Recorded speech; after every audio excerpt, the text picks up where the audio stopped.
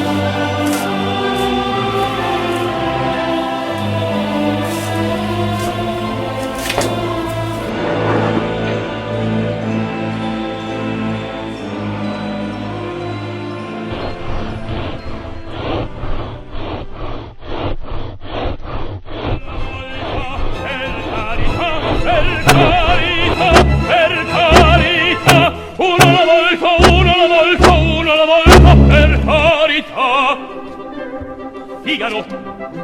Son qua, ehi, Figaro. Son qua, Figaro qua, Figaro là, Figaro qua, Figaro là, Figaro su, Figaro giù, Figaro su, Figaro giù.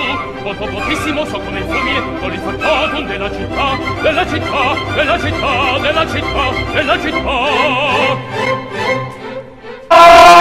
Ah, bravo Figaro, bravo, bravissimo, ah, bravo Figaro, bravo, bravissimo, a te fortuna, a te fortuna, a te fortuna non mancherà. A te fortuna, a te fortuna, a te fortuna non mancherà. Sono il faccatum della città, sono il faccatum della città, della città.